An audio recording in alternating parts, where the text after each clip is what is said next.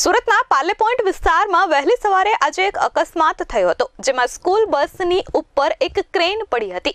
સદનસીબે આ ક્રેન બસના આગળના ભાગમાં પડી હતી, જેથી બસનો કાચ તૂટી ગયો હતો.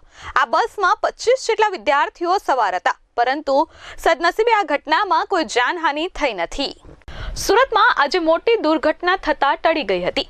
સુરતના પાર્લે પોઈન્ટ વિસ્તારમાં વહેલી સવારે અંદાજે 7 વાગ્યાના આસપાસ રિલાયન્સ ફાઉન્ડેશન સ્કૂલની બસ વિદ્યાર્થીઓ અને શિક્ષકોને લઈને શાળાએ જઈ રહી હતી.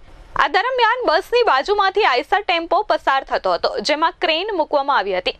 તે દરમિયાન જ્યારે રસ્તામાં ઝાડ સાથે ક્રેન ટકરાઈ હતી, તેના કારણે ક્રેન આઈસર ટેમ્પોની પાછળથી ડાબી તરફ બસ પર જ ધડાકાભેર પડી હતી. સીસીટીવીમાં સમગ્ર ઘટના સ્પષ્ટ રીતે દેખાય છે કે ક્રેન બસ પર ધડાકાભેર પડી હતી. ડ્રાઈવર કંઈ સમજે તે પહેલા જ બ્રેક મારી બસ ચાલકે બસને થોભાવી દીધી હતી.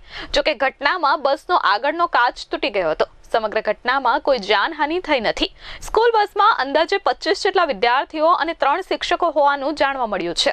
વિદ્યાર્થીઓને તાત્કાલિક અસરથી બસમાંથી ઉતારી લેવામાં આવ્યા હતા અને શિક્ષકો પણ ઉતરી આવ્યા હતા. બીજી બસ બોલાવી બાળકોને તાત્કાલિક શાળાએ મોકલવામાં આવ્યા હતા. ઘટનાની જાણ થતાની સાથે જ પીસીઆર વાન ઘટના સ્થળે પહોંચી હતી. જોકે હજુ સુધી કોઈ પણ પ્રકારની ફરિયાદ થઈ નથી. Bureau report S24 news Surat.